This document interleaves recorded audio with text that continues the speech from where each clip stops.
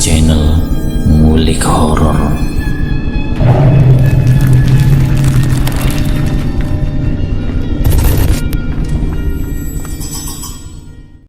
Assalamualaikum warahmatullahi wabarakatuh. Jumpa kembali di channel Ngulik Horor. Channel kami menceritakan tentang kisah-kisah misteri yang mungkin bisa menemani agan-agan dan sista semua ya.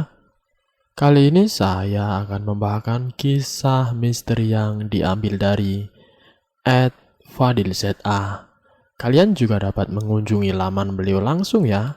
Nanti link saya akan sediakan di kolom deskripsinya. Oh ya, di dalam cerita ini nama dan tempat saya samarkan semua ya, untuk menjaga privasi pihak yang terlibat di dalamnya. Yuk, daripada kita lama-lama, langsung saja kita ke ceritanya. Kali ini saya akan membawakan kisah misteri yang berjudul Aku Dijadikan Tumbal Nelayan. Aku ditakdirkan sebagai istri seorang pelaut, meski suamiku bukan seorang nelayan. Kehidupannya di tengah laut tidak terlepas dari tugas kantor yang mengharuskannya berkelana di tengah laut. Ya, sebut saja namanya Mas Pri. Begitu aku biasa memanggil suamiku. Ia bekerja di perusahaan perkapalan yang bekerja sama dengan nelayan. Mas Pri ditugaskan di wilayah Indonesia Timur. Di awal-awal pernikahan kami bertemu sebulan sekali. Selebihnya jarak antara Jakarta dan Maluku memisahkan kami. Ini adalah resiko yang sudah kami sadari sejak awal. Kesepian adalah harga mahal yang harus kubayar.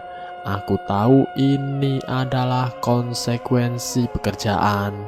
Tidak mudah bagi suamiku untuk berpindah tugas ke Jakarta. Keahliannya masih dibutuhkan untuk menyelesaikan tugas di lapangan. Pilihan terbaik adalah aku yang harus mengalah. Aku yang harus rela ikut kemana suamiku melangkah. Terlebih aku sudah berbadan 2. Janin 3 bulan dalam kandunganku tidak rela berpisah dengan bapaknya. Aku menyusul suamiku ke Maluku dan tinggal di perkampungan nelayan. Berbaur, menyatu, dan hidup bersama dengan mereka. Di tengah keseharian mereka, kutemukan sesuatu yang tidak lazim. Gairah dan semangat untuk melaut tidak seperti yang kubayangkan sebelumnya. Rona kesedihan terpancar di wajah-wajah nelayan sepulang dari laut. Sudah cukup lama hasil tangkapan ikan mereka sepi, tidak bisa menutupi kebutuhan harian. Terlebih mereka harus mencicil biaya kapal per bulannya. Setiap tahun katanya ada musim paceklik, tapi tahun itu lain dengan tahun-tahun sebelumnya. Ikan semakin sulit didapatkan. Biasanya dalam situasi seperti itu, tetua adat perkampungan nelayan mengadakan ritual larang sajen ke laut. Sudah lama mereka menggagasnya, tapi belum terlaksana hingga aku berkumpul bersama mereka. Suatu hari kulihat undangan tergeletak di meja. Ku ambil undangan itu. Di atasnya tertera nama suamiku. Undangan itu mengharap suamiku untuk hadir di ritual larung sajen yang akan diselenggarakan selama 3 hari. Secara khusus, Danang, salah seorang tetua adat, mengharap Mas Pri sendiri yang mewakili kantor. Di hari yang ditentukan, Mas Pri menghadiri ritual larung sajen, sementara aku hanya berdiam diri di rumah. Aku tidak ikut serta ke sana karena undangan itu bukan untukku. "Ini minum," kata Mas Pri sambil menyodorkan sebotol air. Aku mengangguk pelan. Ku ambil sebotol air dari tangan suamiku. "Ini air dari ritual larung sajen. Kata tetua adat harus diminum, biar kamu sehat.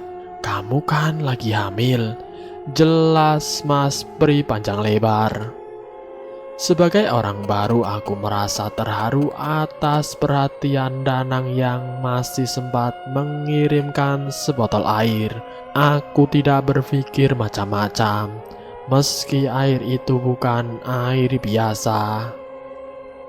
Dengan santainya air kembang itu ku minum seteguk dan sebagian lagi untuk cuci muka. Sementara Mas Pri menceritakan acara larung sajen sambil rebahan di lantai.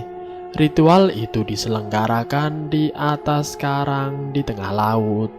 Sebotol air yang tersisa separuh itu kemudian kutaruh kembali di atas meja. Malam itu suasana perkampungan nelayan sedikit berbeda, tidak seperti biasanya.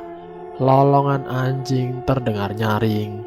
Anjing-anjing itu meraung-raung, seakan memberi tanda kehadiran makhluk lain di sekitar perkampungan. Bulu kuduku merinding. Aku tidak mengingkari bahwa malam itu aku sedikit takut. Sementara suamiku terlelap dalam tidurnya. Ia kelelahan setelah 3 hari mengikuti ritual larung sajen. Kupaksa untuk memejamkan mata. Di tengah ketakutan itu aku dikejutkan oleh kehadiran sosok tinggi besar, berbaju hitam dan celananya hitam. Ia membawa bungkusan hitam, entah apa yang dipegangnya. Sosok hitam di tengah kegelapan itu membungkuk. Kulihat tangannya memegang kakiku dan terasa dingin. Aku pun berteriak histeris. Teriakan itu membuyarkan semua yang ada di depanku. Aku yakin tidak sedang bermimpi. Aku melihat dan merasakan sentuhan tangannya yang dingin. Tapi makhluk itu hilang begitu saja. Ia seakan lenyap di telan bumi. Suamiku terbangun geragapan. Ia terkejut mendengar lengkingan suaraku. Didekapnya aku yang masih gemetaran. Dengan isak tangis ku ceritakan apa yang baru terjadi. Mas Pri menggeleng setengah tidak percaya. Ku ceritakan kembali keganjilan demi keganjilan yang ada. Suara anjing yang terus meraung, hingga udara malam yang terus berbeda. Perlahan Mas Pri memahami apa yang aku maksud. Akhirnya malam itu kami lalui dengan banyak bersikir dan membaca ayat kursi. Malam itu menandai berlakunya malam yang mencekam, dan itu adalah malam pertama. Setiap malam aku hidup dalam ketakutan, sampai akhirnya aku sakit. Yang mengherankan, anjing yang berkeliaran di desa itu selalu menggonggong bila melihatku. Mereka seperti melihat sesuatu yang lain dalam diriku. Sementara orang yang melintas sebelumku tidak dihiraukan oleh anjing-anjing itu. Bahkan tidak jarang ada anjing yang sengaja datang ke rumahku hanya untuk menggonggong. Kian hari sakitku semakin parah. Berita sakitku menyebar ke warga. Kedudukan suamiku sebagai orang yang mewakili kantor cukup terpandang di mata mereka. Tanpa kami minta, ada saja orang yang datang ke rumah memberi minuman. Katanya minuman itu dari orang pintar. Bahkan ada juga yang memandikanku selama 7 hari. Katanya hamil muda harus selalu dimandikan dengan air kembang. Aku hanya bisa pasrah. Begitulah ada di perkampungan nelayan itu. Tiap maghrib dia selalu ke rumah. Aku menuruti kemauan mereka karena aku ingin segera terbebas dari kelumpuhan ini. 3 bulan lamanya aku terbaring lemah di atas tempat tidur, tergolek tanpa daya. Aku bersyukur Allah memberikan kekuatan kepada janin dalam kandunganku, hingga tidak terpengaruh dengan keadaan orang tuanya. Sebenarnya aku takut bila terjadi apa-apa dengan janinku, tapi alhamdulillah semua itu tidak terjadi. Dalam balutan ketakutan yang semakin kuat itu, akhirnya aku meminta diantar kembali ke Semarang. Aku ingin melahirkan anak dalam ketenangan. Mas Pri pun menuruti kemauanku. Seketika berangsur membaik. Anak pertamaku lahir dengan selamat tanpa banyak kendala. Pertemuan dengan suami pun kembali merenggang. Sebulan sekali kami baru bisa bertemu. Hal ini memang kurang baik bagi perkembangan anakku. Akhirnya setelah anakku berumur 1 tahun, aku kembali ke Maluku mengikuti suamiku. Semua itu demi kebahagiaan keluarga ini. 2 tahun di Maluku, aku mendapat firasat kurang baik, seolah-olah akan terjadi peristiwa besar. 3 hari kemudian terjadilah peristiwa yang menggemparkan. Perang antar agama di Ambon pecah. Peperangan itu menjalar kemana-mana, termasuk di perkampungan di mana aku tinggal. Kami kalang kabut melarikan diri. Waktu itu Danang memberiku ikat pinggang, katanya agar kami selamat dalam pelarian. Ikat pinggang itu harus dibawa kemana-mana dalam keadaan suci dan tidak boleh dibawa ke kamar mandi.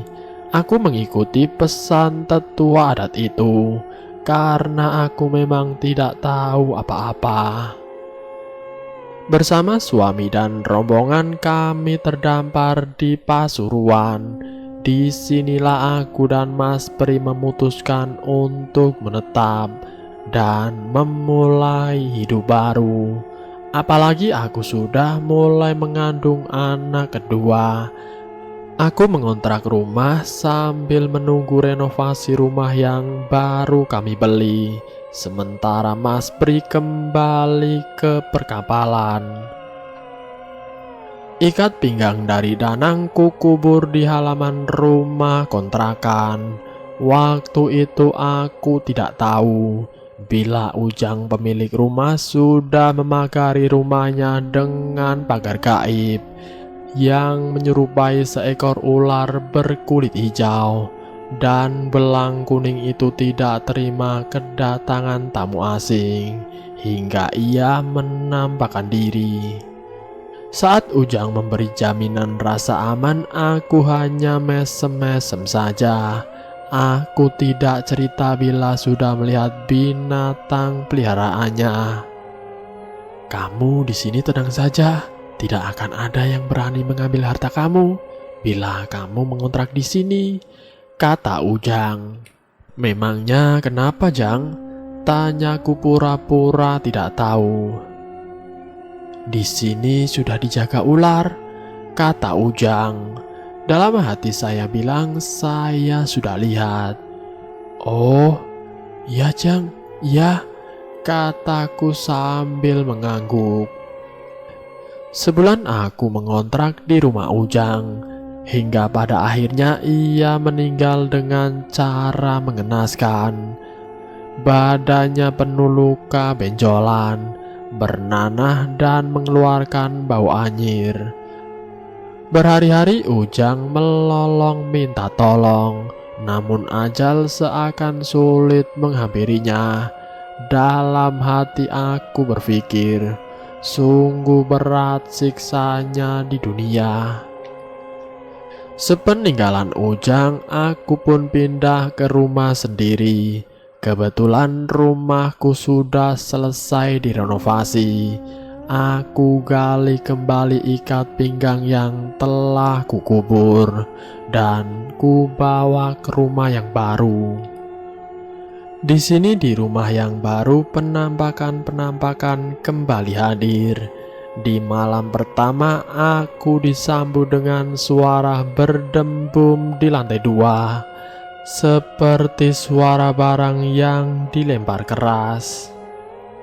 Aku bergegas naik ke atas, tapi tidak terlihat seorang pun di sana. Tidak ada benda yang berserakan atau jatuh ke lantai. Semuanya tetap di tempatnya seperti semula. Pengalaman yang mengingatkanku kembali dengan kenangan pahit di Maluku dulu. Aku bergegas turun ke bawah. Ku dekap anakku yang tertidur pulas. Aku bersyukur ia tidak terganggu dengan dentuman suara itu. Ingatanku kembali kepada Mas Pri yang jauh di seberang sana.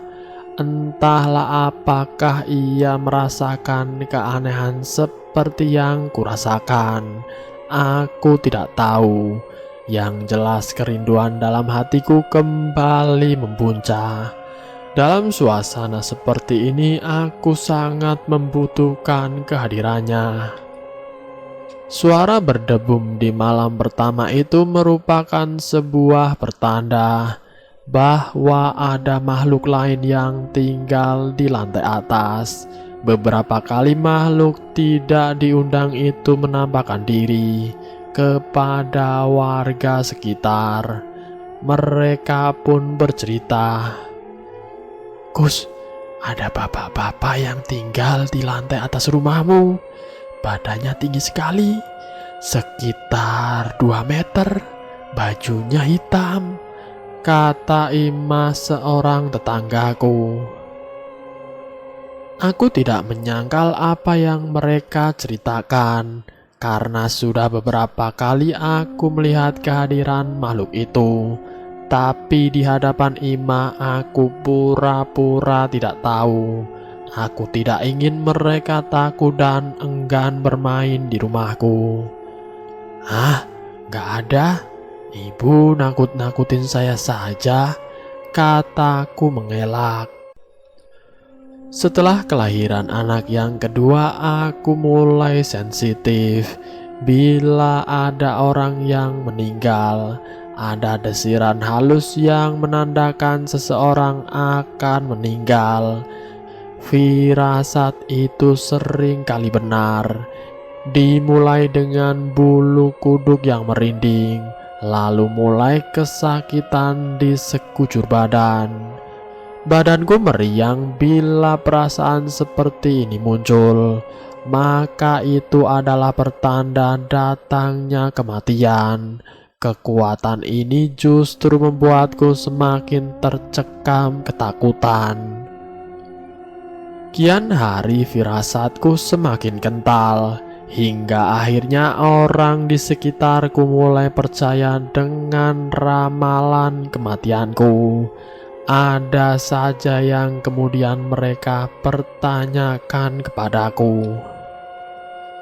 Sampai akhirnya aku sendiri yang ketakutan luar biasa.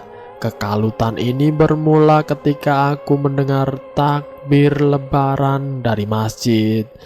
Gema takbir yang membahana berulang-ulang itu seakan merontokkan jiwaku. Aku berteriak histeris, "Panas, panas!" Ibu mertua yang sejak kehamilanku mulai membesar tinggal di rumahku berusaha menenangkan diriku. Aku mulai tenang ketika Mas Pri menghubungi via telepon. Aku menangis. Aku merasa sedih di saat lebaran seperti ini harus ditinggal berjauhan. Aku ceritakan peristiwa semalam. Mas Pri meminta maaf karena belum bisa pulang. Ia lalu memberiku wiritan. Ku amalkan wiritan itu. Tapi semakin lama ku amalkan, hatiku semakin gelisah. Hingga akhirnya aku berteriak histeris, "Aku mau pulang, aku mau pulang, aku mau pulang."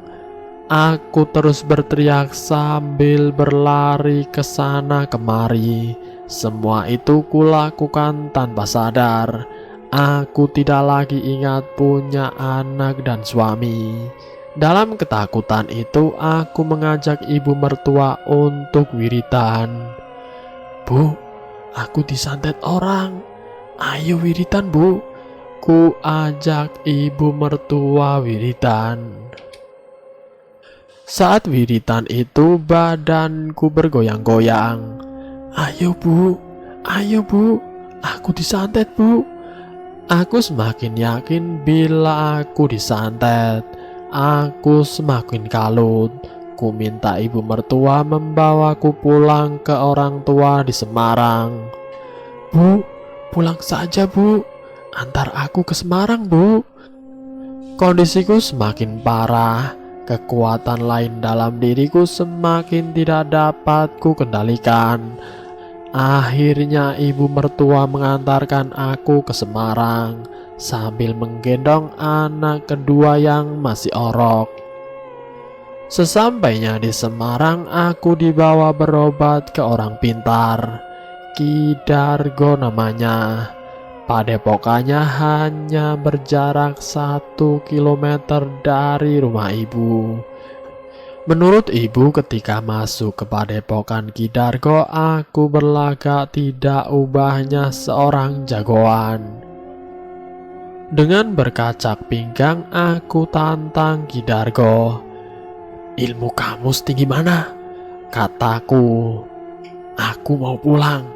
Kalau kamu benar-benar tinggi ilmunya, antarkan aku pulang," bentakku dengan sengit. Ki Dargo tidak menduga mendapat tantangan itu, namun ia masih berusaha tenang. "Memangnya rumahmu di mana?"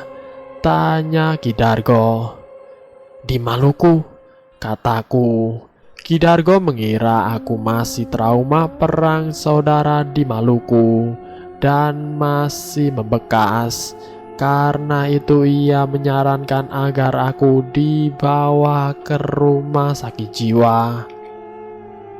Orang tuaku menuruti nasihat Ki Dargo. Aku dibawa ke rumah sakit jiwa. Selama di rumah sakit, aku mengoceh tidak karuan. Aku sebutkan keburukan orang-orang di Pasuruan tetanggaku dan orang-orang yang selama ini aku kenal. Perawat di rumah sakit itu hanya bisa geleng kepala melihat ulahku. Seminggu di rumah sakit tidak ada perubahan berarti. Bahkan setiap mendengar suara azan, aku ketakutan luar biasa. Mataku kelingsatan dan secepat kilat ku cabut selang infus. Aku berlari dan bersembunyi hingga pada akhirnya Mas Pri datang seminggu setelah aku dirawat. Mendengar keanehanku, Mas Pri teringat peristiwa di Maluku beberapa tahun lalu. Ia mencoba menenangkanku dengan membaca ayat kursi. Aku memberontak, telingaku terasa panas. "Kurang ajar kamu, Priyono. Kamu yang membawa aku ke sini. Kurang ajar kamu." Antarkan ke Kidargo, aku mau pulang, kataku dengan keras. Suamiku ketakutan, ia tidak menduga bila mendapat bentakan seperti itu. Kalau tidak, istrimu aku bawa, ancaman jin yang menguasai diriku. Jangan, istriku jangan dibawa, Mas Pri mempertahankan diri. Akhirnya aku dibawa kembali ke Padepokan Kidargo. Di sana aku tidak kerasan. Aku tersiksa dengan bisikan-bisikan yang terus terngiang di telinga. Setan, setan, setan. Bisikan ini terus membuntuti kemanapun aku pergi. Sampai akhirnya salah satu seorang murid Kidargo mencoba mengusir bisikan itu dengan memasukkan jin ke dalam diriku. Ia bermaksud mengusir jin dengan jin yang ia masukkan, tapi hasilnya nihil. Jin murid Kidargo dikalahkan oleh jin yang telah menetap di dalam diriku. Melihat kenyataan itu, akhirnya Kidargo memutuskan untuk mewariskan ilmu tenaga dalamnya kepadaku. Ia berharap dengan mengamalkan ilmu ini, pada akhirnya jin itu akan kalah seiring dengan perjalanan waktu. Aku tidak tahu apa motif di balik pengajaran ilmu tenaga dalam itu. Kedatanganku ke sana bukanlah untuk mencari ilmu, tapi jin yang ada dalam diriku ingin dipulangkan ke Maluku. Ia merasa tidak bisa keluar dengan sendirinya dari tubuhku. Aku tirakat, tidak makan dan tidur sehari semalam. Setelah itu aku disuruh makan silet dan kaca. Aku pun tidak mau. Keinginanku bukanlah untuk mendapat kekebalan. Setiap kali ke Padepokan Kidargo, aku bukannya diobati, tapi diberi amalan-amalan baru berupa mantra Jawa. Aku disuruh merapal mantra-mantra itu. Hasilnya penyakit bukannya sembuh, tapi aku semakin kuat. Pukulanku semakin mematikan. Akibatnya aku mudah marah kepada suami. Dan dengan ringan aku pukul Mas Pri bila dia melakukan kesalahan. Bukannya sembuh, justru melahirkan masalah baru. Di lain waktu itu bisikan jahat itu memprovokasi untuk bunuh diri. Reputasi kamu sudah habis, sudah dibikin malu di Banyuwangi. Sekarang kamu bunuh diri saja. Kamu gantung saja di pohon melinjo. Bisikan itu terus terngiang di telinga. Aku terpengaruh. Tanpa sadar aku berteriak, "Talinya mana? Aku mau gantung diri." Orang-orang segera mengamankan tali dari jangkauanku. Aku semakin kalut. Dalam kondisi seperti itu, aku tidak ingat pada anak atau suami. Aku tidak kenal siapapun. Yang ku tahu, aku hanya ingin dipulangkan ke Maluku.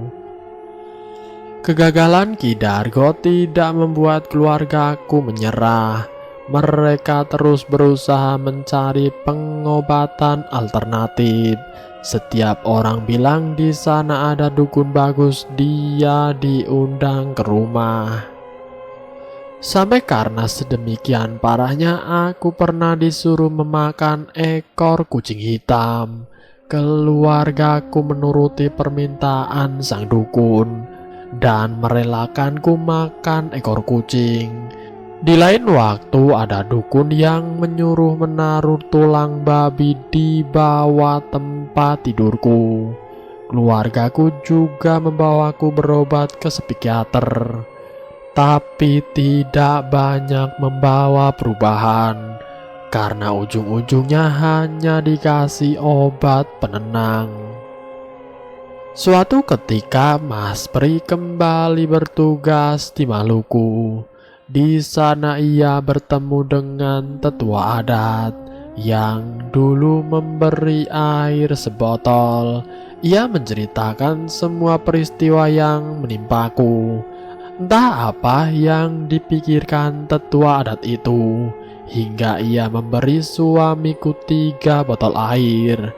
Katanya aku harus dimandikan dengan 3 botol air itu.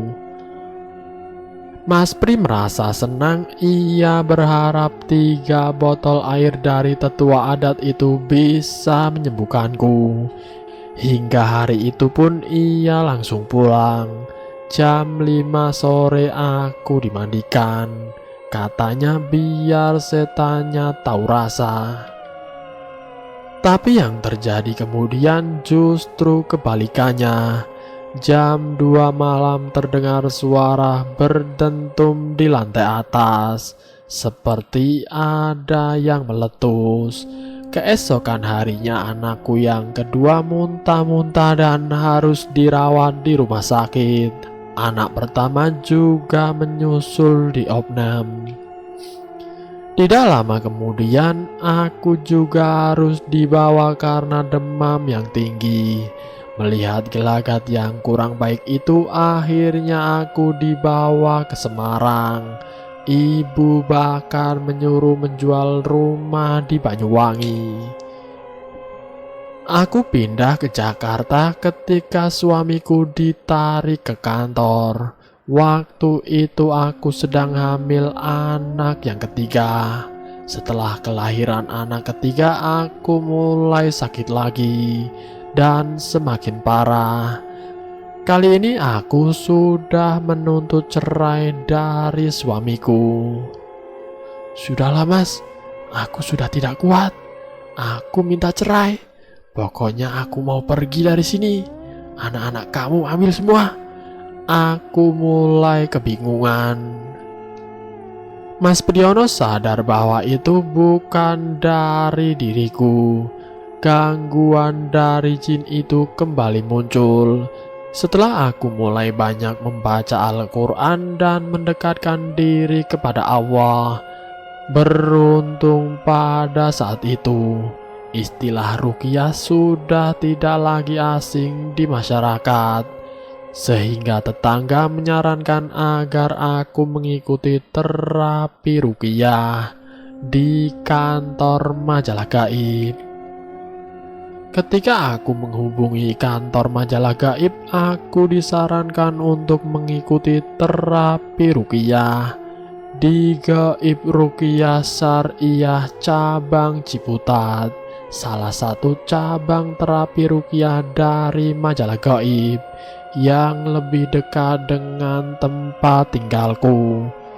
Aku tidak sabar lagi. Ku panggil taksi dan ku bawa ketiga anakku.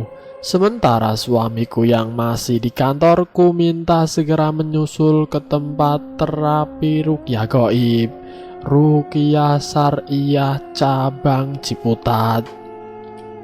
Saat dibacakan ayat-ayat Al-Quran oleh Ustadz Endang, aku langsung teriak, "Aku mau pulang! Aku mau pulang!" Aku terus berteriak dan memberontak. Jin itu masih belum mengaku dari mana asalnya. Dia hanya tertawa dan berbelit-belit ketika ditanya. Setelah terus dibacakan ayat Al-Quran, akhirnya jin itu mengaku bahwa dia berasal dari kuburan. "Aku mau pulang, tapi aku harus bawa Kusminah," kata jin dari kuburan itu. "Kamu pulang sendiri," jawab Ustadz Endang.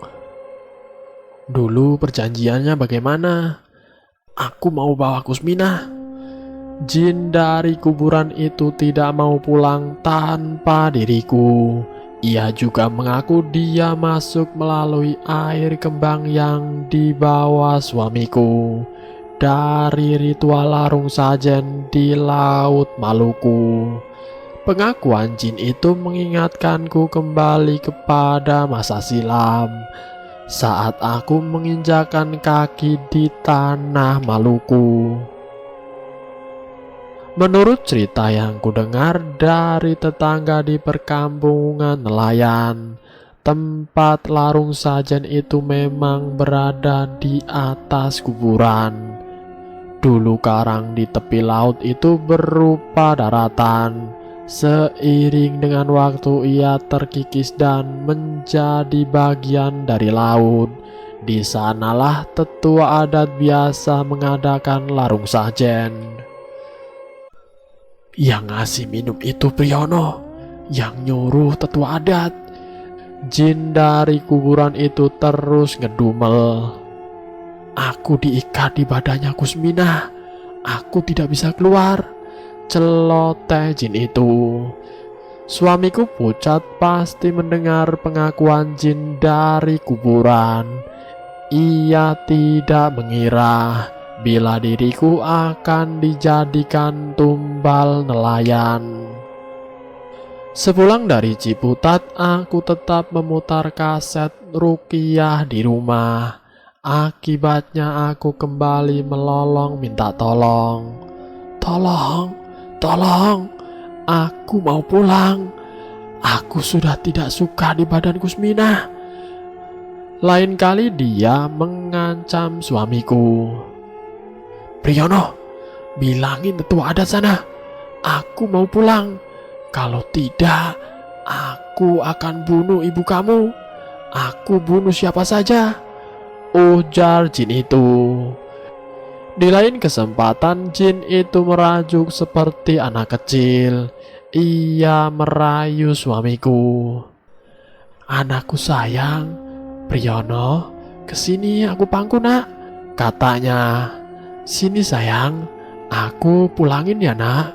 Kamu anakku, pulangin aku, lanjut jin itu.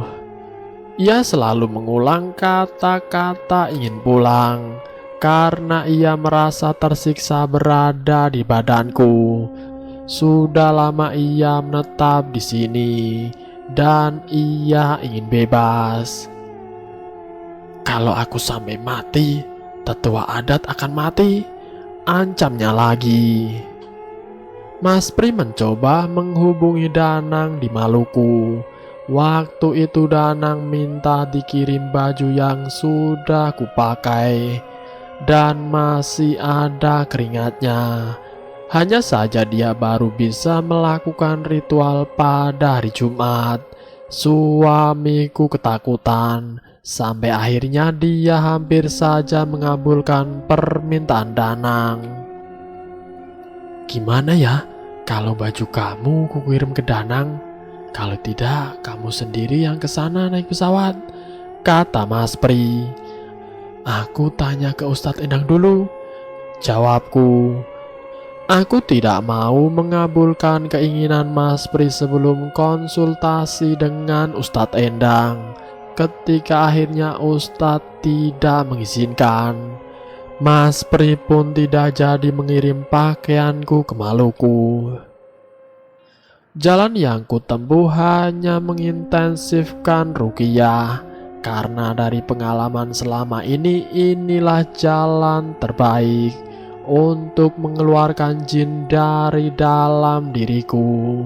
Aku tidak jemu-jemunya untuk terus ruqyah di rumah atau di Ciputat, karena pada dasarnya aku mengalami gangguan di malam hari. Siang hari kesadaranku muncul kembali, dan aku bisa melakukan aktivitas seperti biasa. Hingga suatu malam jin itu menyerah. Ia keluar sekitar jam 9 malam, 2 jam setelah utusan dari kantor pulang dari rumahku. Waktu itu aku tidur, anakku yang pertama juga tiduran di sampingku. Anak yang kedua aku dekap dengan erat. Saat itulah aku melihat bayangan seperti asap hitam naik dan menembus atap rumah. Anakku yang kedua melihat peristiwa bersejarah dalam hidupku itu, seperti seorang anak yang melepaskan kepergian orang lain. Anakku mengucapkan salam perpisahan. "Dadah mama." Sementara anakku yang masih bayi menangis keras. Entahlah apakah ada hubungan antara keluarganya jin itu dan kedatangan utusan kantor ke rumah. Aku tidak tahu pasti. Yang jelas sekarang aku mulai menata kembali kehidupanku bersama suami dan anak-anak setelah sekian lama terganggu. Dan selesai. Itulah kisah misteri yang berjudul Aku Dijadikan Tumbal Nelayan.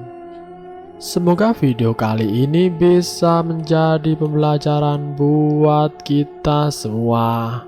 Semoga hari esok kamu dapat kabar yang baik, pikiran yang lebih baik, hati yang baik, rezeki yang baik, dan menjadi berkah untuk semua. Ambil sisi positifnya dan buang jauh-jauh sisi negatifnya. Terima kasih sudah mampir di channel kami. Jika kalian tertarik dengan video kami, silakan tekan tombol like, share, dan komen. Tekan subscribe untuk mengikuti video kami selanjutnya. Wassalamualaikum warahmatullahi wabarakatuh.